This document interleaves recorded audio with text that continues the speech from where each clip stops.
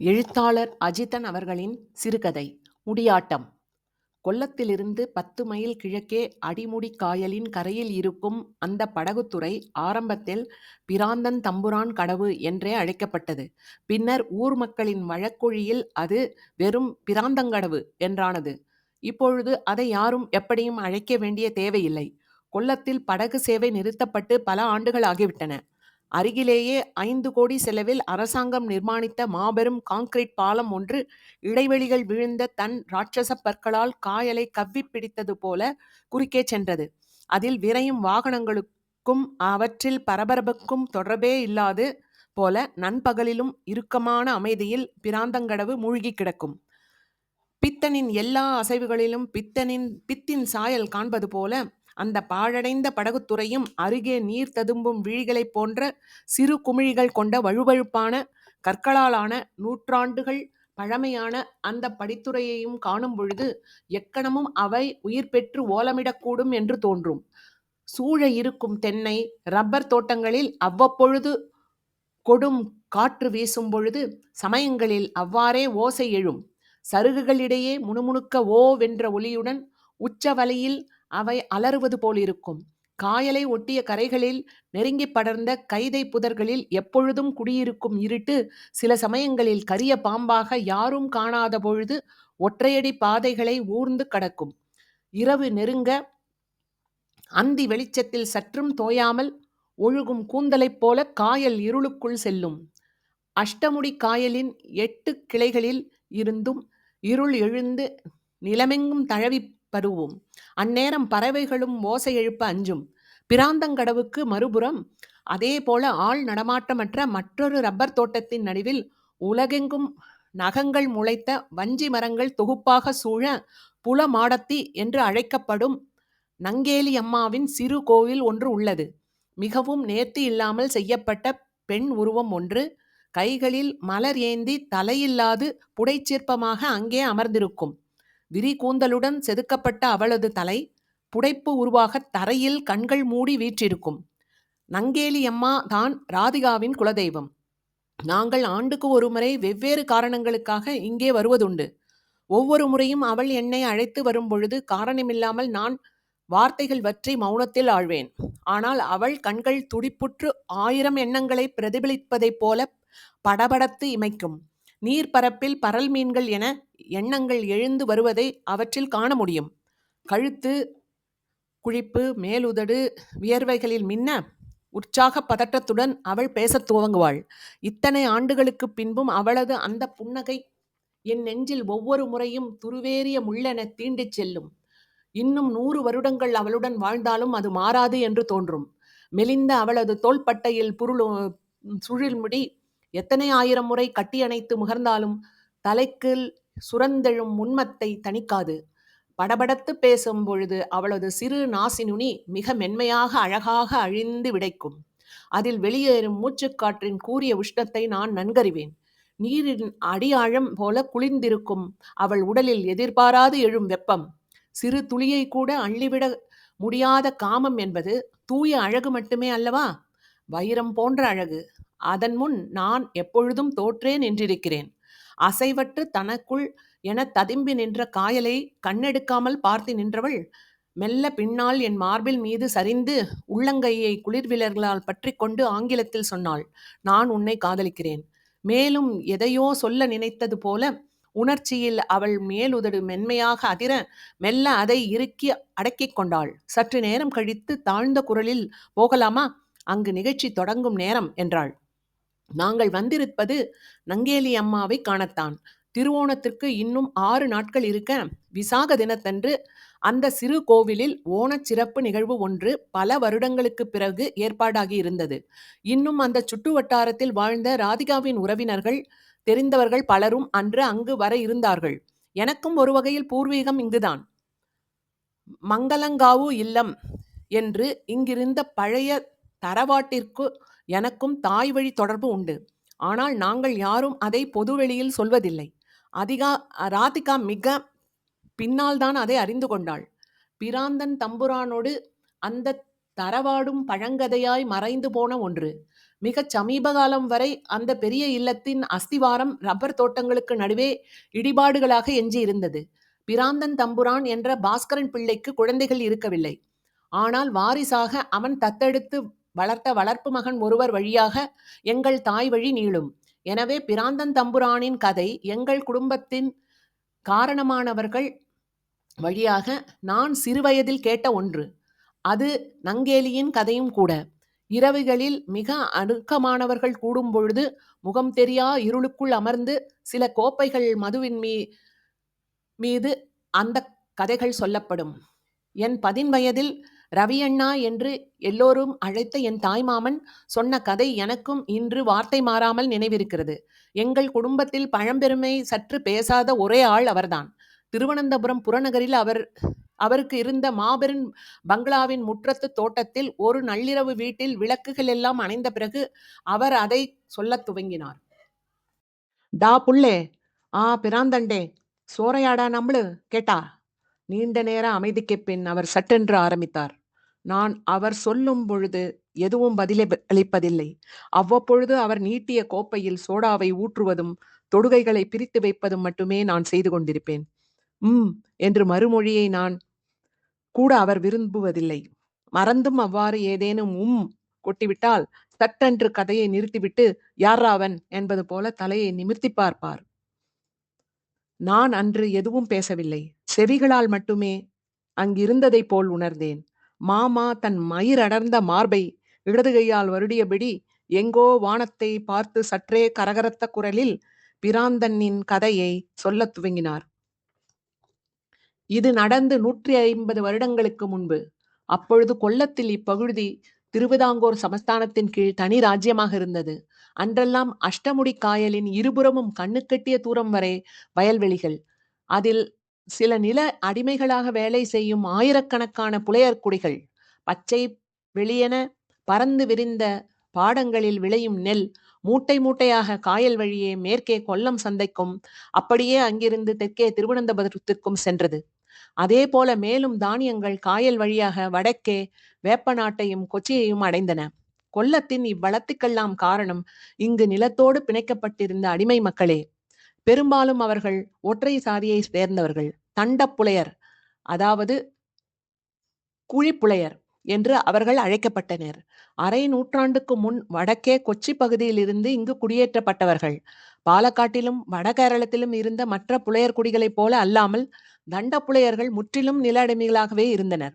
அங்கு போல இவர்களுக்கு சொந்தமான நிலமோ தனியான விவசாய செய்யும் உரிமையோ இல்லை. ஆற்றோரம் வளரும் தண்டை என ஒரு வகை புல்லை புலைய பெண்கள் ஆடையாக அணிய வேண்டும். அதிலிருந்தே தண்டப்புலையர் என்று இடுபெயரு தோன்றியது. பனை நார் அல்லது பாக்கு மட்டையால் செய்த கோவணம் ஒன்றை மட்டுமே ஆண்கள் அணிந்திருந்தார்கள். பெண்களும் திருமணம் ஆவது வரை அதையே அணிந்தார்கள். திருமணமான சில வருடங்களுக்கு பின் தண்ட கல்யாணம் என்ற ஒரு சிறு சடங்கு நடத்தி அதில் உறவினர்களாலே உற்றார்களாலோ புல் ஆடை அணிவிக்கப்பட்டனர். நெய்யப்பட்ட ஆடை அல்ல அது. புற்களை ஒரு நுனியில் மட்டும் குஞ்சலங்கள் போல சேர்த்து கட்டி அதை இடுப்பில் சுற்றி அணிந்து கொள்வார்கள். புலைய பெண்கள் யாருக்கும் மேலாடை அணிய உரிமை இல்லை. கற்களால் செதுக்கிய மரத்துண்டுகளாலும் செய்யப்பட்ட கல்லு மாலை ஒன்றை தங்கள் அடையாளமாக கழுத்தில் எப்பொழுதும் அணிந்திருக்க வேண்டும். மாமா சொன்னார், நீ படித்திருப்பாய். உத்தரம் திருநாள் மகாராஜாவின் ஆட்சி காலத்தில் திருவிதாங்கூர் அரசு 1854 வருடம் முதல் அடிமை முறையை தடை செய்தது என்றுதான் உனக்கு தெரிந்திருக்கும். அது பாத புத்தக வரலாறு. அது பெயரளவிலேயே நடப்பில் இருந்தது. உண்மையில் அடிமை முறை கொல்லமெங்கும் நீடித்தது. அரசுக்கும் கொல்லம் ராஜ்யத்திற்கும் மீது முழு அதிகாரம் இல்லாததும் ஒரு காரணம் என்றாலும் இங்கே விளையும் நெல்லுக்கு திருவிதாங்கூர் அரசு கட்டுப்பட்டது என்பதுதான் உண்மை. பெயரளவிலான அந்த அடிமை ஒழிப்பு முறை அவர்கள் ஒவ்வொருவருக்கும் விலை வைத்தது. தலைக்கு 15 - 20 ரூபாய் வரை அது மாறுபடும். புலையர்கள் அவர்கள் பெரும் கூலியை கொண்டு அந்த தொகையை செலுத்தி தங்கள் விடுதலையை பெற்றுக்கொள்ளலாம் என்பது ஒரு மொழி.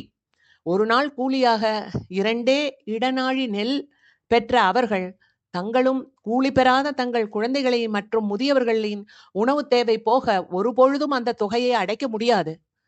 2 இடநாழி கூலியிலும் பல சமயம் வெவ்வேறு காரணங்களுக்காக தண்டனையாக கூலி பிடிக்கப்பட்டது. புலையர்கள் பகல் வெளிச்சம் முழுவதும் நிலத்தில் வேலை செய்தனர். ஆயிரக்கணக்கில் என அவர்கள் இருந்தாலும் அவர்கள் வேலை செய்ய அதே போல பல்லாயிரக்கணக்கான ஏக்கர் நிலங்கள் உழவு கோரி காத்திருந்தன. உழவு, நடவு, களை பறித்தல், பள்ளங்களிலிருந்து நீர் இறைத்தல், அறுவடை, களமடித்தல் என அவ்வேலைகள் தீராது பெருகிக் கொண்டே சென்றன. இன்று நாம் கண்களில் குளிர எண்ணிக்கொள்ளும் பசும் வெளிகள் ஒரு புலையரின் கனவில் முதுகுத்தண்டை சொடுக்கச் செய்யும் கொடும் ராட்சசனைப் போலவே காட்சியளித்திருக்கும். அவர்கள் தன் நடுவிலேயே ஏறு மாடங்களின் மூங்கில் கழிகளாலும் குழைத்த மண்ணாலும் சுவரெறிப்பி பனையோலை கூரையிட்ட குடில்களில் வாழ்ந்தனர். தரைத்தளத்தில் எங்கும் அவர்கள் வசிக்கக்கூடாது என்பது விதி. உள்ளங்கை வெள்ளை தெரிவது முதல் மறைவது வரை அவர்கள் வயல்களில் வேலை செய்ய வேண்டும். தினமும் 14 மணி நேரம். இந்நேரத்தில் அவர்கள் உணவுண்ணவோ நீர் அருந்தவோ கூட அனுமதி கிடையாது. வயல்களில் நீர் அருந்தினால் புலத்தீட்டு என்று கருதி அவர்கள் கடுமையான தண்டனைக்கு உள்ளாக்கப்பட்டனர். வயல் அதன் பின்பு தூய்மை செய்யப்படும். தண்டனைகள் நிர்வாணமாக வெயிலில் கிடத்துதலில் தொடங்கி 100 கசையடி வரை செல்லும். ஆனால் மரண தண்டனை மிக அரிதாகவே கொடுக்கப்பட்டது. உயர் சாதி ஆண்களை எதிர்ப்பதோ உயர் சாதி பெண்களுடன் உறவு கொள்வதோ மரண தண்டனைக்குரியது. மற்றபடி ஒரு புலையரின் இறப்பு என்பது வருமான இழப்பாகவே நாயர்களால் கருதப்பட்டது. இதுபோக புலையர்கள் வெவ்வேறு வேலைகளுக்காக வாங்கி விற்க கைமாற்றப்பட்டனர். விவசாய வேலைகள் அதிகம் இல்லாத பொழுது கிழக்கிந்திய கம்பெனி கூட அவர்களை வாங்கி கொண்டது. சிலர் கிழக்கே இடுக்கி பகுதிகளுக்கு தோட்ட வேலைகளுக்காக எடுத்துச் செல்லப்பட்டனர். அவர்கள் வாழ்வில் எந்த விதமான நிச்சயத்தன்மையும் இருக்கவில்லை. ஏழைக்கும் அடிமை முறைக்கும் அடிப்பட்டு வித்தியாசம் அதுவே. தப்பி பிழைத்து சென்ற புலையர்களை பிடித்து வருவதற்கென்றே தனிப்படைகள் இருந்தன. இறப்பதும் வரை மீட்பில்லாத ஒரு நரகம் என்று தோன்றினாலும் அதற்குள்ளும் அவர்கள் தங்கள் கொண்டாட்டங்களை கண்டுகொண்டனர். மூத்த புலையர்கள் குறி சொன்னார்கள். குழந்தைகள் வரப்புகளில் நண்டுகளும் காயல்களின் மீன்களும் பிடித்தார்கள். பெண்களும் ஆண்களும் உறவு கொண்டார்கள். இரவுகளில் கள்ளும் பாட்டும் நடனமும் இருந்தன. நெருப்பை வளர்த்து அதை சுற்றி நின்று கோல்களால் அடித்து நடனமாடினர். தோல் வாத்தியங்களை கொட்டியும் வாய்மொழி பாடல்கள் பாடியும் இரவுகளை கழித்தனர். வயல்களை வனவிலங்குகளிலிருந்து பாதுகாப்பது என்ற பெயரில் இவை அனுமதிக்கப்பட்டன. புலையர்கள் அவர்களது கொண்டாட்டங்களையே தங்கள் தெய்வங்களுக்கும் மூதாதையர்களுக்கும் காணிக்கையாக வைத்தனர். கண்டகர்ணனும் கொடுங்காலியும் அறுகொலையான தெய்வங்களும் அது பெற்று மகிழ்ந்தன. மிஷினரிகள் அவர்களை மீட்க முன்வந்தனர். அவர்கள் தங்கள் தேவனை தொட்டு முத்தமிடலாம் என்றனர். ஆனால் வேதத்தை கையில் ஏந்தலாம் என்றனர். சில அடிமைகளாக இருந்தவர்கள் தலைக்கான விலையை அளித்து கூட தங்களை விடுவிக்க தயாராக இருந்தும் பல புலையர்கள் தங்கள் அறுகொலை தெய்வங்களையும் மூதாதையர்களையும் கைவிட தயங்கி கிறிஸ்துவர்களாக மாறாமல் நீடித்தனர். அதே சமயம் அவ்வாறு மதம் மாறிய சிலர் நல்ல ஆடைகளையும் கல்விகளையும் பெற்று சிறு தொழில்களும் சொந்த நிலங்களுமாக முன்னேற்றம் கண்டனர். எளிய தச்சன் மகன் ஆட்டிடையன் அவர்களுக்கு துணை நின்றான். அன்று மாமா சொன்னார், விவேகானந்தன் அக்காலத்தில் இங்கு வந்து பார்த்த பின் சொன்னானே, அது சரிதான் கேட்டையா? அன்றைய கேரளம் என்பது ஒரு பைத்தியக்கார விடுதிதான். பைத்தியம் என்றால் ஸ்கிசோபெர்னியா, ஒரு கலெக்டிவ் ஸ்கிசோபெர்னியா. நீ பார்த்திருக்கிறாய் அல்லவா? அது போன்றவர்களை highly systematic and totally impractical and realistic. சிலர் கேட்கலாம், இது நெல் வளமும் பிற வளங்களும் அதிலிருந்தே தானே வந்தன என்று. ஒற்றுமை இல்லாமல் வலிமை இல்லாமல் என்ன வளம் இருந்து என்ன? எல்லா செல்வமும் போரிலும் வெள்ளைக்காரனுக்கு அளித்த கப்பத்திலும் அல்லவா சென்றது? எத்தனை போர்கள், எத்தனை பஞ்சங்கள், தொற்றுகள், காலராவோ மலம் பனியோ வந்தால் ஒவ்வொரு ஆண்டும் மக்கள் கூட்டம் கூட்டமாக செத்தார்கள். கூலியை மிச்சப்படுத்தியதால் மட்டுமே விவசாயத்தில் சில லாபம் வந்தது. தொழில்நுட்பமோ கல்வியோ எந்த ஜாதியிலும் கிடையாது. 20,000 30,000 நாயர்மார்களை கொண்ட இந்த கொல்லத்தில் வேலுத்தம்பி பிரிட்டிஷை எதிர்த்த கதை உனக்கு தெரியும் தானே? 6 மணி நேரம் மொத்த படையும் திரும்ப ஓட விட்டார்கள் வெள்ளைக்காரர்கள். வெறும் 300 வீரர்கள் கொண்ட படைதான் கம்பெனியிடம் இருந்தது. போரின் முடிவில் 200 நாயர்களை ஒரே மைதானத்தில் தூக்கி காட்சியை நிறுத்தினாங்க. பின்ன எப்படி நடக்காது? ஒவ்வொரு சாதிக்கும் ஒவ்வொரு கட்டுப்பாடு. நம்பூதிரி நாயர் தொடக்கூடாது.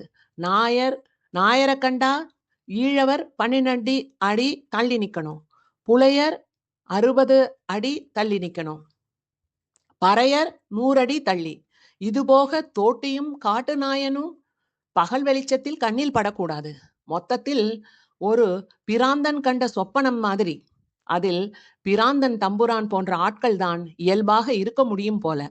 பிராந்தன் தம்புரான் மங்களக்காவு என்ற அந்த இல்லம் கொல்லம் பெரிய நாடை அடுத்து இருக்கும் பெரும்பகுதி நிலத்தை கையில் வைத்திருந்தது. நிலமென்றால் அன்றைய கணக்கில் சுமார் 3000 ஏக்கர் நெல் வயல். அதுபோக ஊரும் காடும். இல்லத்தில் பாஸ்கரன் பிள்ளை என்ற மூத்த பாச்சுதான் மூத்த மகன். அவன் போக 2 இளையவர்கள் இருந்தார்கள். திருவிதாங்கூர் மகாராஜாவின் வாளும் பட்டும் பெற்ற இல்லம் அது. ஆண்டுக்கு ஒருமுறை அனந்த பத்மநாப சாமன் கோவிலில் நவராத்திரியின் பொழுது முழுதானியில் எழுந்தருளியுள்ள மகாராஜாவை நேரில் சென்று காணும் உரிமையும் இந்த இல்லத்திற்கு உண்டு. பெரும் படகுகளில் நெல் மூட்டைகள் ஏறி செல்ல அஷ்டமுடிக்காயலில் மட்டும் 14 படகு துறைகள் அவர்களுக்கென்றே இருந்தன. அவை ஒவ்வொன்றையும் அடுத்தும் மாபெரும் அறுத்தடிப்பு களங்கள், நெல் பத்தாயங்கள், இவை போக இல்லத்திற்கென்று சொந்தமாக இருந்த மற்றும் ஒரு முக்கியமான பெருஞ்சொத்து ஏறத்தாழ 600 புலையர் குடும்பங்கள். அவர்கள் பெரும்பகுதி பேர் ஆண்களும் பெண்களும் 12 வயது முதல் 60 வயது வரை முழு நேரமாக வயல்களில் உழைத்தனர். அறுவடை காலத்தில் வடக்கில் மேலும் புலையர்கள் கடன் வாங்கி கொண்டு வரப்பட்டனர். கொல்லம் ராஜ்யத்திலேயே மிகவும் இரக்கமற்ற நிழக்கிழார்களாக மங்களக்காவு இல்லத்தார் அறியப்பட்டனர். அவர்களது கொடுமைகளிலிருந்து தப்பி பிழைத்து செங்கோட்டை வழி தமிழகம் செல்ல முயன்ற புலையர்களை எத்தனை மாதங்களானாலும் கைகளில் பச்சை குத்தப்பட்ட சின்னத்தை வைத்து அடையாளம் கண்டு இழுத்து வரப்பட்டனர். மூத்த பாச்சு அண்ணனுக்கு இளையவர்கள் 2 கைகளாக துணை நின்றனர். கிழக்கிந்திய கம்பெனியினுடையும் கொல்லம் சந்தையில் செட்டியார்களுடன் வியாபாரம் பேசுவது, கணக்கு வழக்குகளை மேற்பார்வையிடுவது, பார்வையிடும் அளவுக்கு அவர்களுக்கு படிப்பறிவு இருக்கவில்லை என்று அவர்கள் வருடம் முழுவதும் செல்வந்தர்களுக்கான சத்திரங்களிலும் விடுதிகளிலும் தங்கி காலத்தை கழித்தனர். பயணத்திலும் தாசிகளிலும் ருசி கொண்டதாலேயோ என்னவோ அவர்கள் இருவரும் திருமணம் செய்து கொள்ளவில்லை. திருமணமான மூத்த பாச்சு பிள்ளை இல்லத்திலேயே நின்று நிலங்களையும் விவசாயத்தையும் பார்த்து கொண்டான். ஆண்டுக்கு ஆண்டு சமஸ்தானத்திற்கு கொடுக்க வேண்டிய வரி பயணம் அதிகரித்தாலும் இல்லத்தார்கள் அதைவிட 3 மடங்கு பொருள் ஈட்டினர். ஈட்டியல பொருளையெல்லாம் செய்வதறியாது பொன்னும் அணிகளமாக வாங்கி குவித்தது போக கம்பெனியிடமே ஐரோப்பிய பொருள்களுக்காக மீண்டும் செலவிட்டனர். பல சமயம் கம்பெனி பணத்திற்கு பதில் பரிசுகளாகவே தங்கள் கொடுக்கல்களை நடத்தினர். நீல கண்ணாடி மற்றும் பீங்கான் ஜாடிகள், நிலை கண்ணாடிகள், சல்லடை துணி இழைகள் என. மங்களக்காவில் வாங்கி வைத்த பொன்னும் பட்டும் கம்பெனி துணியும் யார் அணிந்தார்கள் என்பதே நாயர்குல வட்டாரங்களில் பேச்சாக இருந்தது. பாஸ்கரன் பிள்ளைக்கு பிரான் தம்புரான் என்ற பட்டம் வந்ததும் அப்படித்தான். மூத்த பாச்சு புலையர் பெண்கள் மீது அடங்காத மோகம் கொண்டிருந்தான். பகலில் 60 அடிக்கு நெருங்கி வரக்கூடாது என்று விதியமைக்கப்பட்ட புலைய பெண்கள் இரவில் ரகசியமாக வலுக்கட்டாயமாக இல்லத்துக்கு அழைத்து வரப்பட்டனர். அக்காலத்தில் மிகச் சாதாரண வழக்கமாக இருந்ததுதான். புலைய பெண்களுடன் உறவில்லாத நாயர் தரவாடுகளே இல்லை எனலாம். சில நாயர் வீடுகளில் பெண்களுக்கு கூட அதுபோல புலையர் ஆண்களுடன் உறவிருந்தது. அவ்வாறான உறவில் நாயர் பெண்கள் கருவுறும் போது வைத்தியர்கள் அழைத்து வரப்பட்டு கரு கலைக்கப்பட்டது. ஆனால் புலையர் பெண்களுக்கு அந்த வசதி இருக்கவில்லை. அப்படி அவர்கள் முறைமீறி பெற்ற பிள்ளைகள் புலையாடி மக்கள் என்ற விழிப்பெயருடன் கைவிடப்பட்டு புலையர் குடியிலேயே வளர்ந்தனர். அவர்களுக்கு அக்குடியிலும் மதிப்போ அதிகாரமோ இருக்கவில்லை. ஆனால் இவையெல்லாம் அன்றைய கேரளம் என்னும் அந்த மாபெரும் பைத்தியக்கார விடுதியின் சாதாரண அன்றாடங்களே. பிராந்தன் தம்புரானுக்கு ஆனால் இதில் மேலும் சில பிரத்யோக நாட்டங்கள் இருந்தன. தனக்கு கீழ் புலையர்குடியில் உள்ள அழகிகளை ஆட்களை வைத்து தேடி கண்டடைந்து இல்லத்திற்கு அழைத்து வருவான். அதில் பல சமயம் பருவமாகாத பெண்களும் இருந்தனர். அத்தகைய பெண்களுக்கு என்றே சில குடும்பங்களை அவன் வாங்க செய்ததும் உண்டு. அவ்வாறு இரவு அழைத்து வரப்பட்ட பெண்கள் இல்லத்திலேயே ரகசிய வாசலிலேயே தங்கள் புல்லாடையையும் கல்லு மாலையையும் அழைத்து வைத்துவிட்டு நிர்வாணமாக வர வேண்டும். பின் இல்லத்திற்குள் நுழைந்ததும் தங்களுக்கு தந்தத்தில் வேலைப்பாடுகள் கொண்ட மரப்பேழையில் வைக்கப்பட்ட பொன்னணிகளும் பட்டும் வழங்கப்படும். அதை அவர்கள் அணிந்து கொண்டு அவன் முன் செல்ல வேண்டும். மூத்த பாச்சு அப்பெண்களை ஒரு அரசியை போல நடத்துவான். இரவு முழுதும் அவர்களுக்கு சேவைகளும் உபசாரங்களையும் செய்வான். தாம்பூலம் அடித்து தருவது, கால்களை பிடித்து விடுவது என அது செல்லும். பின்னிரவில் ஏதோ ஒரு கட்டத்தில் அந்த நாடகம் முடிவுக்கு வரும். புலையர்கள் மறுநாள் தங்கள் பெண்களை உடம்பெல்லாம் இரத்த காயத்துடன் காயல் கரையில் கண்டெடுத்தனர். நிழலாடி கரிய நீரில் கூந்தல் நீர்ப்பாசி போல மெல்ல அலைபாய கிடந்த அவர்கள் பல சமயம் பொன்னும் பட்டும் அணிந்திருந்தார்கள். கண்டெடுத்த போதே இல்லை என்றாலும் பெரும்பாலும் அப்பெண்கள் ஓரிரு நாட்களில் இறந்தும் போனார்கள். அவர்கள் விஷமேற்றப்பட்டிருக்கலாம் என்றும் சொல்வதுண்டு. புலையர்கள் அப்பெண்களை காயலோரமாக அவ்வணிகலங்களுடனே புதைத்தனர். யாரும் அந்த பொன்னை தீண்டக்கூட நினைக்கவில்லை. ஒரு கொடுங்கனவு எனவே அந்த ஆபரணங்கள் அவர்கள் நினைவில் தங்கியது. மூத்த பாச்சுவின் இந்த செய்கை இல்லத்தில் யாரும் கேள்வி கேட்கவில்லை. இளையவர் கூட அவரிடம் இதை பற்றி பேச தயங்கினர். மூத்த பாச்சுவின் கதை கொஞ்சம் கொஞ்சமாக கொல்லத்தில் இருந்த திருவனந்தபுரம் வரை நாயர் தரவாடுகளில் பரவியது. வெறும் ஒரு கேலி பேச்சாக. அவர்கள் யாரும் அதில் அநீதி என்றோ கொடுமை என்றோ எதையும் காணவில்லை. சேமித்த தம் சொத்துக்களை எல்லாம் வீணாக எரிந்தழிக்கும் ஒரு மூடன் என்றே அவர்கள் அவனை கண்டார்கள். அப்படித்தான் மங்களங்காவில் மூத்த பாச்சுவுக்கு பிராந்தன் என்ற அப்பெயர் நாயர் தரவாடுகளிலும் புலையர் குடிகளிலும் இருவேறு அர்த்தங்களில் பரவியது. இவ்வாறு 50க்கும் மேற்பட்ட புலைய பெண்கள் கொலையுண்ட பிறகே ஒரு நாள் மாலை பொழுதில் பிராந்தன் தம்புரான் இளம் நங்கேலியை கண்டான். காயல் கரையில் தூண்டில் இட்டுக் கொண்டிருந்த அம்மையும் மகளுமான இரு பெண்களும் பல்லக்கில் சென்ற தம்புரானைக் கண்டு நீருக்குள் இறங்கி நின்றனர். அக்காலத்தில் புலையர்கள் சட்டென்று உயர் சாதியரை கண்டுவிட்டால் 66 அடி என்ற எல்லையை கடைபிடிக்க முடியாது என்றால் நீருக்குள் இறங்கி நிற்பது வழக்கம். அவ்வாறெனில் நீர் அத்தீட்டை கழித்துவிடும் என்று கருதப்பட்டது. முழங்கால் அளவு நீரில் இறங்கி கை கட்டி குறுகி நின்ற தாயின் அருகே அந்த இளம்பெண்ணை மூத்த பாச்சு கண்டான். காயலோரம் பறித்த பொன் அரளிப்பூ ஒன்றை விரித்திட்ட தன் சுருள் கூந்தலில் சூடியிருந்த அவள் இடுப்பில் ஒரு கையை வைத்தபடி சற்றும் பயமில்லாமல் தம்புரானை ஏறிட்டு பார்த்தாள். அவளுடைய தாய் அருகில் இருந்து அவளை கைப்பற்றி உலுக்கிய பொழுது அவள் சற்றே ஏளனமாக ஒரு புன்னகை புரிந்து திரும்பிக் கொண்டாள். அன்று இரவு முழுவதும் மூத்த பாச்சுவுக்கு உறக்கம் பிடிக்கவில்லை. அந்தியில் அவன் கண்ட பொன்னரளி சூடிய அந்த பெண்ணின் சிரிப்பு அவனது கற்பனையில் பல நூறாக பெருகியது. உலகம் உடலெங்கும் பற்றி எரிவது போல, படுக்கையே அனலானது போல அக்காட்சி வருத்தியது. இந்த விரிந்த உலகத்தில் அந்த சிறிய தலைக்குள் தான் மட்டும் அனுபவிக்கும் நரகம் ஒன்றை அவன் கண்டு கொண்டான். ஆனால் அங்கு மட்டுமே அவனால் வாழ முடியும். இந்த இன்பங்களை தேடி கண்டடைய முடியும் என்று தோன்றியது. மற்ற அனைத்தும் பொருள்படாத வெறுமைகள், மக்கி மண்ணாக செல்பவை அவை. இந்த பாழுடலும் கூட. அவன் அறைக்குள் எழுந்து நடந்தான். இரவு முழுவதும் பித்தனைப் போல நடந்து கொண்டே இருந்தான். ஜன்னல் வழியாக தொலைவில் அஷ்டமுடி காயலின் கரிய ஒழுக்கு முழு நில ஒளியில் அவனுக்கு துணையிருந்தது. மறுநாள் முதல் காயலோரம் கண்ட அந்த புலை பெண்ணுக்காக தேடுதல் முழுவீச்சில் துவங்கியது. தம்புரானுக்கு அவன் தன் நிலத்தை சேர்ந்தவள் என்று மட்டுமே தெரிந்திருந்தது. ஆனால் அவனது நிலங்கள் காயல் கரையோரமாக 5-6 மைல்கள் வரை நீண்டு கிடந்தன.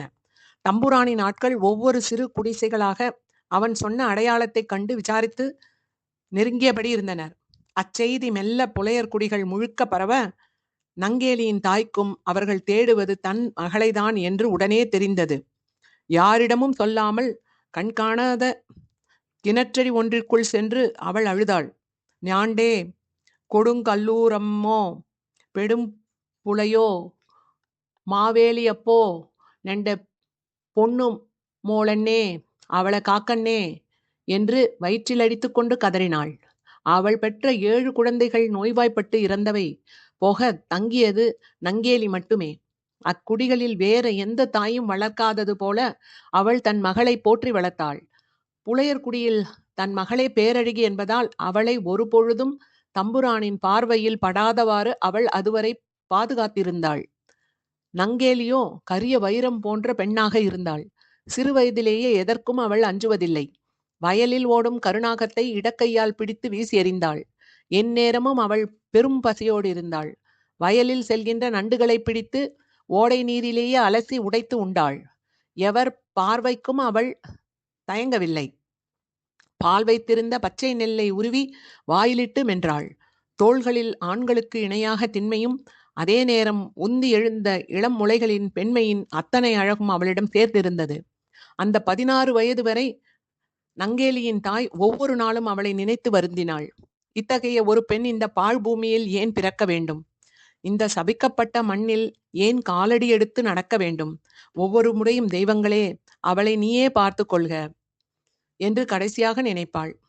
சென்ற அறுவடையில் தான் நங்கேலிக்கு தண்ட கல்யாணம் நடத்தி புல்லாடை அணிவித்தார்கள். அவளது கணவன் புலையர்குடியிலே மிகவும் சாதுவான உழைக்கும் இளைஞன். ஆனால் நங்கேலி இன்னும் முழுமையாக அவனுடன் செல்லவில்லை. உடல் நலிந்திருந்த தாயை பார்த்து கொள்ள அவள் பெரும்பாலும் அவளுடனே அக்குடிலில் தங்கினாள். நங்கேலியின் தாய் அன்றிரவு தன் மகளின் காலில் விழுந்து கெஞ்சினாள். நீ எங்காவது ஓடிவிடு மகளே, இவர்களிடமிருந்து எப்படியாவது தப்பித்து விடு. இவர்கள் உன்னை கொன்று விடுவார்கள். என் உடல் மட்டும் நன்றாக இருந்தால் நானும் உன்னுடைய வந்து விடுவேன். இங்கிருந்து போய்விடு. நங்கேலி சற்றும் யோசிக்காமல் பதிலளித்தாள். இது எண்ட மண்ணு, எண்ட காயலு. நான் எப்பிடக்கும் போவில்ல. உவன் இஞ்ஞாட்டு வரட்டு. அவளது கண்கள் நம்ப முடியாத அளவு தீவிரம் கொண்டிருந்தன. நங்கேலியின் தாய் அப்பொழுதே நடந்தேறவிருக்கும் முழுவதையும் ஒரு நொடியில் அறிந்து கொண்டவள் போல, அதன் முடிவை கண்டவள் போல, இரு கைகளையும் தலைமீது கூப்பி அழுது கொண்டே குடிலின் ஒரு மூலையில் சென்றமர்ந்தாள். பிராந்தன் தம்புரானின் ஆட்கள் நங்கேலியை தேடி கண்டடைய அதிக நாட்கள் ஆகவில்லை. அன்றிரவு அவர்கள் வந்த செய்தி கேட்டு நங்கேலியின் தாய் மூச்சையாகி விழுந்தாள். இத்தனை நாள் கதிர் கொய்ய இறங்கும் கிளியைப் போல அவள் வளர்த்த பெண்ணை அவள் அன்றுதான் கடைசியாக காணப்போகிறாள் என்றே நினைத்தாள். ஆனால் நங்கேலியின் முகத்தில் சிறிதும் அச்சமில்லை, ஒரு சிறிது அதிர்ச்சியும் கூட இல்லை. அந்த கணத்திற்காக காத்திருந்தவள் போல அவள் அவர்களுடன் செல்ல தயாரானாள். செல்லும் முன் கண்களால் கண்ணவனிடம் தாயை பார்த்து கொள்ளும்படி ஆணையிட்டாள். பருத்தி ஆடைகள் அணிந்து பந்தம் ஏந்திய ஆண்களின் நடுவில் இடுப்பில் புல்லாடை மட்டும் அணிந்த நங்கேலி தோளில் புரண்ட விரிந்த கூந்தலுடன் ஒரு வன தேவதை போல நடந்து சென்றாள். வயல்வெளிகளின் இருளுக்குள் பந்தங்கள் அலையாடி ஆடி சிறு புள்ளியாக தொலைதூரம் சென்று மறைவதை ஏறு மாடங்களில் அமர்ந்து அவர்கள் கண்டனர். மறுநாள் அதிகாலை அதே புல்லாடையும் கல்லுமாலையுமாக தனியாக குடில் மீண்ட நங்கேலியை அவளது தாய் நம்ப முடியாமல் பார்த்தாள். புல் விரித்த தரையில் எழும்ப முடியாமல் கிடந்த தன் தாயை மடியில் எடுத்து வைத்து கொண்டு நங்கேலி சொன்னாள். உவன் என்ன தொட்டில்லம்மா. புலையர் குடியெங்கும் அவள் மீண்டு வந்த செய்தி பெரும் வியப்பாக எல்லோர் மத்தியிலும் பேசப்பட்டது. இறந்து போனவள் மீண்டு வந்தது போல அவள் முதலில் பார்க்கப்பட்டாள். அவளை மீண்டும் குடியில் ஏற்றுக்கொள்வதா ஒத்தி வைப்பதா என்று குலமூத்தோர் குழம்பினர். குடிக்கு சாபத்தை கொண்டு வருவாளோ என்று அவர்கள் அஞ்சினர். ஆனால் நங்கேலி மறுநாள் எப்பொழுதும் போல வயல் வேலைக்கு வந்தாள். எல்லார் கண்களையும் நேரடியாக எதிர்கொண்டாள். அவளுக்கு எதிராக சொல்லெடுக்க கூட பிறர் அஞ்சினர். இரவு அவள் தன் கணவனிடம் மட்டும் ரகசியமாக சொன்னாள், அவன் என்னை ஒருபோதும் தொடமாட்டான். அன்று நடந்தது தம்புரானுக்கும் நங்கேலிக்கும் மட்டும் தெரிந்தது. தன் புல்லாடையை வாசலில் களைந்து முழுத்தனி கோலத்தில் அவன் முன் சென்று நின்றாள்.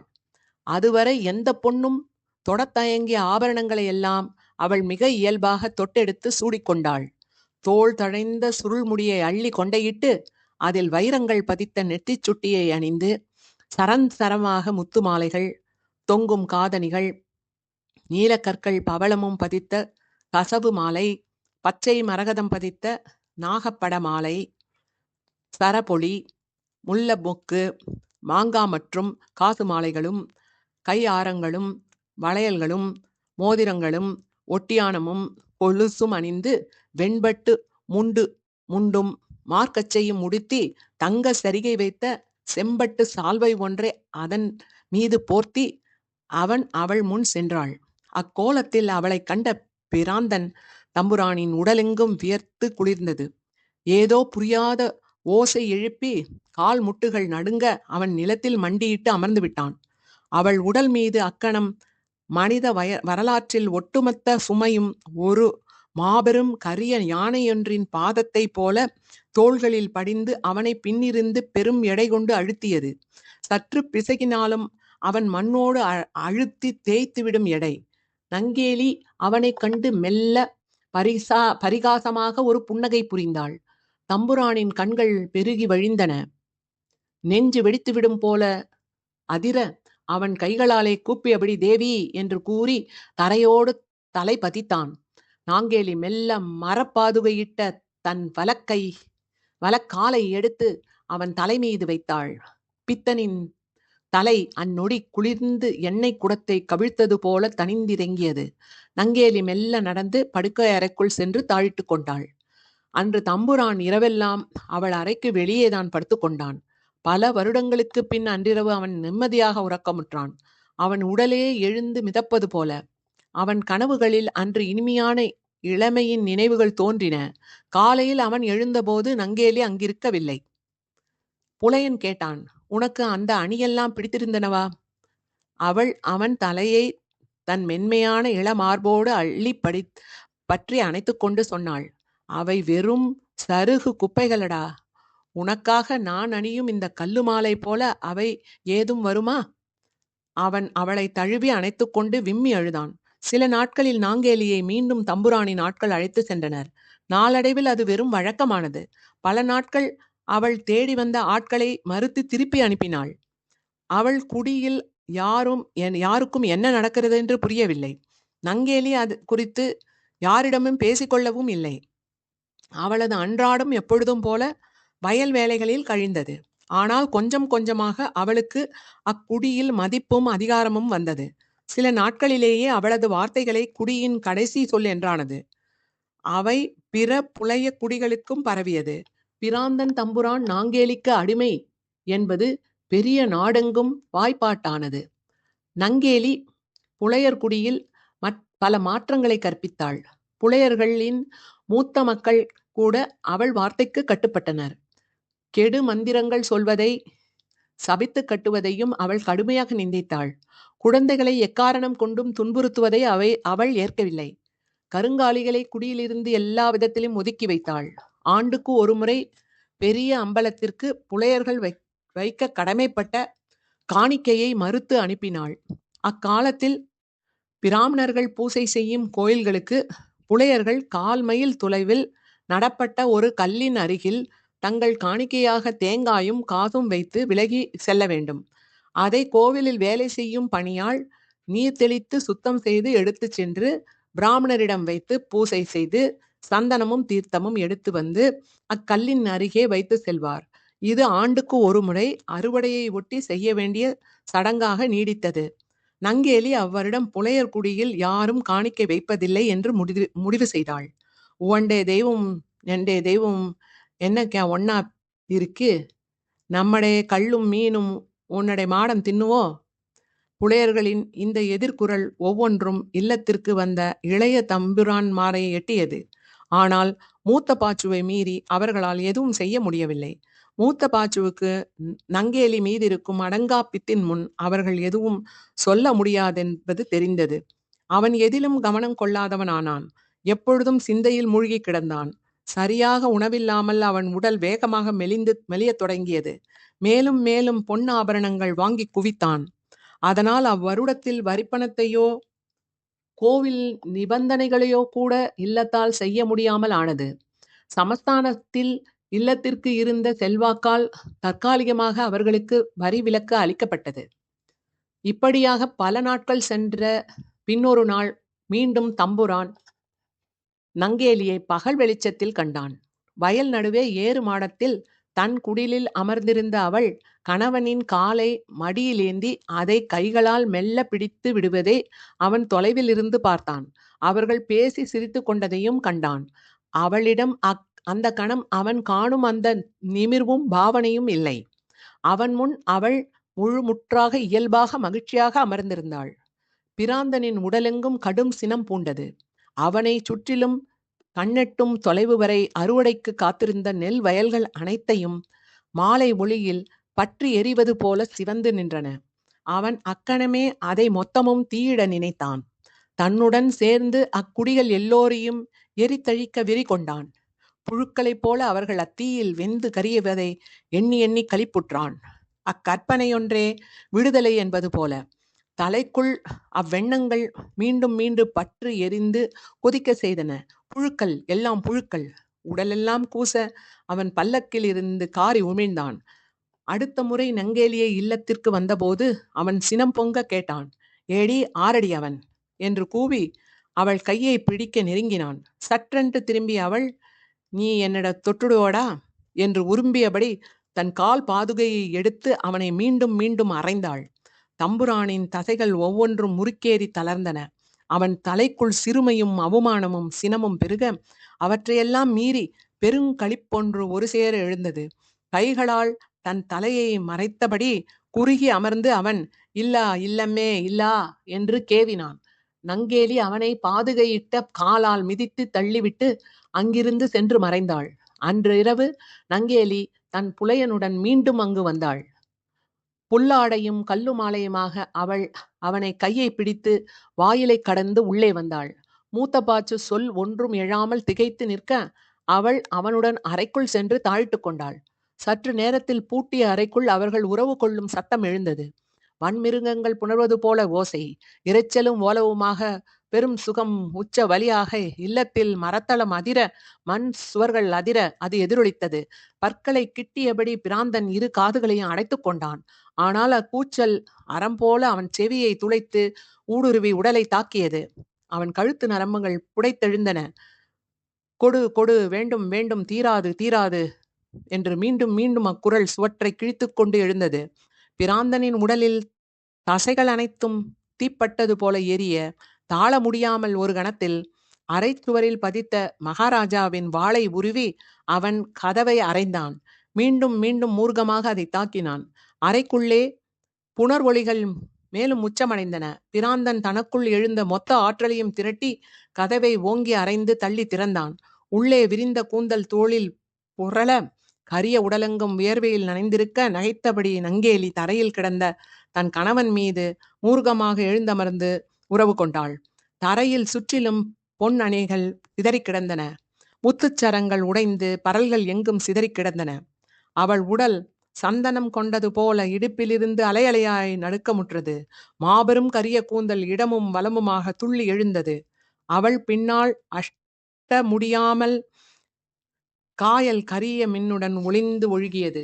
தம்புரான் வாளை ஓங்கியபடி அவளை நிறுத்தும்படி கூவினான். அவள் அவன் கண்களை பார்த்து உரக்க சிரித்தபடி, புளையத்தியோட பூர்க்கே கேரண்டா தம்புரானே? கைகளை மண்ணில் ஓங்கி அறந்து மீண்டும் கேட்டாள். புளையத்தியோட யோனியில் ஏற வேண்டுமாடா தம்புரானே? அக்கேள்வி தம்புரானின் தலைகளில் முதுகுத் தொண்டுகளில் சிலிர்த்து பரவியது. வாளை ஓங்கியபடி அவன் அவளை நோக்கி ஓடினான். அவனால் ஒருபொழுதும் அவளை எதிர்க்க முடியாது என்று அதுவரை எண்ணியிருந்தான். அவன் நெருங்கிய கணம் அவள், அரங்கிட்டா தலையே என்று கூறி பேய் போல நகைத்து கையால் முடியை அள்ளி விலக்கி கழுத்தை காண்பித்தாள். தம்புரான் ஒரு கணம் அதில் ஒரு சிறு அரைவை போல புடைந்தொழிய பச்சை நரம்புகளை கண்டான். தேவி, அவன் நெஞ்சம் எழுந்தது. அக்கணம் அவனை கடந்த கணமே அவன் வாள் கை இடறியது. நங்கேலி கணமும் தாழாமல் கீழே விழுந்த வாளை எடுத்து ஓங்கி தன் கழுத்தை அறிந்திட்டாள். நகைக்கும் அவள் முகம் எடை கொண்டு ஓசையோடு தரையில் விழுந்து புரண்டு தம்புரானின் காலை தொட்டது. அன்று தம்புரான் பேய் போன்ற அலறல் அஷ்டமுடி காயலெங்கும் எதிரொலித்தது. உதறிய அவன் கால்கள் அவள் சுருள் முடியில் சிக்குண்டன. நகைக்கும் அப்பார்வை அவனை விழுங்க வந்தது போல. மீண்டும் மீண்டும் அதை வெறிகொண்டு உதறியபடி அலறியபடி அவன் ஆடையெல்லாம் களைந்து இல்லத்திலிருந்து ஓடி மறைந்தான். மாமா பெருமூச்செடுத்து சற்று நிறுத்தினார். நங்கேலி வெறும் பெண் இல்லேடா, ஒருபோதும் இறப்பில்லாத ஒன்றின் சொல் என்று சொன்னார். மரணத்தின் மீது குந்தி வைத்து எதுவும் அழிவில்லாததே. அவளுடைய அந்த சிரிப்பு இருக்கிறதல்லவா, அது அந்த காலனின் செய்தி அல்லவா? வானத்தை பார்த்திருந்த அவர் கண்களில் சிறிது ஈரம் தங்கியிருந்தது. நங்கேலியின் இறப்பை அடுத்து அவள் கணவனும் 2ஆம் நாள் காய்ச்சலில் இறக்க மங்களங்காவு இல்லத்தின் புலையர்கள் குடி மொத்தமுமாக திரண்டு வந்து இல்லத்தின் மாளிகையை தீயிட்டு எரித்தனர். இளைய தம்புரான்களில் ஒருவன் தீயில் இறக்க மற்றவன் இல்லத்து மக்களோடு தப்பித்து ரகசிய வாயில் வழியாக பத்தினந்திட்டா சென்றார். 3 நாட்கள் அந்த மாளிகை நின்று எரிந்தது. பந்தாயங்களில் இருந்த நெற்களெல்லாம் எல்லோராலும் பிரித்து எடுத்து கொண்ட பின் அப்பத்தாய புரைகள் கொளுத்தப்பட்டன. களமெங்கும் சிதறிய நெல்மணிகளை கொத்த காடுகளிலிருந்து கூட்டம் கூட்டமாக கிளிகள் வந்திறங்கின. கொல்லத்தில் விடுதலையடைந்த முதல் மக்களாக மங்களங்காவின் புலையர்கள் இருந்தனர். நங்கேலி சமூக வரலாறுகளில் மறைந்து போன அவர்களின் முதல் போராளி. புலையர்கள் பலரும் பல திசையில் சிதறி பரவினர். வெகு சிலர் காயல் கரையிலேயே தங்கிவிட்டனர். சிறு நிலங்களை கைப்பற்றி சொந்தமாக விவசாயம் செய்தனர். இல்லத்தாரால் பிறகு ஒருபொழுதும் தங்கள் மைய நிலத்தை மீட்க முடியவில்லை. வெவ்வேறு நாயர் சிறுகுடிகளால் அவை அபகரிக்கப்பட்டன. ஒரு காயல் கரையில் அவளுக்காக ஒரு நடுக்கல் ஒன்றை நட்டனர். பல நாட்களுக்கு பிறகு ஆடையில்லாமல் ஒருவன் புலையர் குடியருகே தோன்றினான். முகமெல்லாம் முடி அடர்ந்து உடல் வற்றி எலும்பும் தோலுமாக இருந்த அவனை, பிராந்தனை அவர்கள் உடனே அடையாளம் கண்டு கொண்டனர். ஆனால் யாரும் அவனை எதுவும் செய்யவில்லை. தன் உடலில் சிறிது துரும்பென எதுபட்டாலும் அவன் அலறி துடித்தான். தலையை ஓங்கி ஓங்கி அரைந்து கொண்டான். எப்பொழுதும் கால்களை வெறி கொண்டவன் போல உதறினான். அது பல இடங்களில் புண்ணாகி சீர்கட்டி இருந்தது. சிலர் அவன் மீது இரக்கம் கொண்டு உணவு வைத்தனர். புலையர் குடிகளே எப்பொழுதும் படுத்து உறங்கினான். சில நாட்களுக்கு பின் அவன் மீண்டும் காணாமலானான். அந்தியில் ஒரு நாள் வெளிரிய அவன் உடல் அஷ்டமுடி காயலின் நடுவே கரிய மாபெரும் கூந்தலில் சிக்கிய சிறு ஈறு போல மிதந்ததை அவர்கள் கண்டார்கள். அவன் உடலெங்கும் நீண்ட பாசிகள் பற்றி இருந்தன. அந்த படுத்துறையில்தான் நாளடைவில் பிராந்தன் கடவு என்றானது. கொல்லத்தில் பின் என்னவெல்லாமோ கால மாற்றங்கள் வந்துவிட்டன. ஐயங்காளியும் கல்லுமாலை அறுத்து வீசும் போராட்டமும் நடந்து முடிந்தது. இப்பொழுது அந்த பழைய கேரளம் ஒரு அரசியல் நினைவாக, கேரள நவோத்தானம் செழித்த வளமிக்க மண்ணாக நினைவில் நிற்கிறது. ஆனாலும் அந்த பிராந்தன் விட்டிட்டில்ல மோனே, அது ஒருபொழுதும் நம்மை விடாது. மாமா ஒருவித விளக்கத்துடன் அக்கதையை சொல்லி முடித்தார். அன்று அவரது மனத்திற்குள் என்ன எண்ணம் தோன்றி சென்று கொண்டிருந்தது என்று அப்பொழுது சிறுவனான என்னால் புரிந்து கொள்ள முடியவில்லை. அவர் கசப்பால் நிரம்பி இருந்தார் என்று இப்பொழுது சொல்ல முடிகிறது. எல்லா அறிவு ஜீவி மலையாளிகளைப் போல அவரும் இளவயதில் கம்யூனிசத்திற்கு சென்று பின்பு அதன் உள்ளரசியலால் விலகி வந்தவர்தான். ஆனால் இறுதி வரை செங்கொடி கண்டால் கண்ணீர் சிந்தும் சகாவு ஒருவர் அவருக்குள் இருந்தார். பின்னாளில் பெரிய வியாபாரம் ஒன்று தொடங்கி அதுவும் மெல்ல நஷ்டத்தை சந்தித்தது. தன் தொழிலாளிகள் அனைவருக்கும் நல்ல வசதி ஏற்படுத்தி கொடுத்து விலகினார். கடன்கள் பெருகின. அன்று அக்கதையை சொன்ன காலத்தில் அவர் ஒரு கசப்பான குடும்பச் சூழலில் இருந்தார். அதன்பின் சில மாதங்களிலேயே மனைவியுடன் திருமண விலக்கம் பெற்றார். கடுமையான குடியில் மூழ்கினார். எனக்கு என் குடும்பத்தில் தொடர்பிருந்த ஒரே ஆள் அவர்தான். அவர் ஒருவர்தான் ராதிகாவுக்கும் எனக்குமான உறவை ஏற்று வாழ்த்தினார். எங்கள் திருமணத்திற்கு அவர் மட்டும்தான் வந்திருந்தார். ராதிகாவை கட்டி அணைத்து வாழ்த்திவிட்டு கடும் மது நெடியுடன் என்னருகே வந்து என் கையை பற்றி கொண்டு சொன்னார், நெஞ்சில் தீயுள்ள குட்டியானு, நீ ஒன்னும் நோக்கண்டா. சில வருடங்களுக்கு பிறகு கோவளத்தின் அருகே கடலில் குதித்து மாமா தற்கொலை செய்து கொண்டார். 2 நாட்கள் கழித்து கரையொதுங்கிய மீன்கள் அரித்த அவருடைய ஊதிய உடலை நான் தான் சென்று அடையாளம் கண்டு சொன்னேன். அதன் பின் ராதிகாவை திருமணம் செய்து கொண்ட இந்த 10 ஆண்டுகளில் எனக்கு என் குடும்பத்துடன் வேறு எந்த தொடர்பும் இல்லை. நாங்கள் நின்ற இடத்திலிருந்து நங்கேலி அம்மாவின் கோவிலுக்கு 1/2 கிலோமீட்டர் வரை உள்ளே நடக்க வேண்டும். இருபுறமும் ரப்பர் மரங்கள் நெருக்கமாக வைக்கப்பட்டிருந்த தோட்டத்தின் நடுவே தனியாக சென்ற ஒரு ஒத்தையடி பாதையில் இறங்கி நாங்கள் நடந்தோம். ஒரு காலத்தில் இவையெல்லாம் நெல் வயல்களாக இருந்தன என்பதை நம்பவே சாத்தியமல்ல. கோவிலை நாங்கள் நெருங்க ஆள் கூட்டத்தில் சத்தம் கொஞ்சம் கொஞ்சமாக கேட்க ஆரம்பித்தது. சற்று தூரத்தில் மஞ்சி மலர்கள் அடர்ந்த அந்த வளைப்பும் சிறு கோவிலும் கண்ணுக்கு தெரிந்தது. ராதிகா உற்சாகமாக என்னை நோக்கி, பார்த்தாயா அதோ என்று புன்னகைத்தாள்.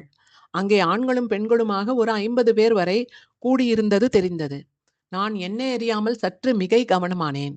ராதிகா ஓடி சென்று அங்கே நின்ற பெண்களை வாழ்த்தினாள். அவர்கள் எல்லோரும் அவளது உறவினர்களே. எல்லோரிலும் வெவ்வேறு விதமாக அவளின் சாயம் தெரிந்தது. அவர்கள் என்னை கண்டவுடன் புன்னகையுடன் வாழ்த்தினர். மோனே சுகந்தன்னல்ல?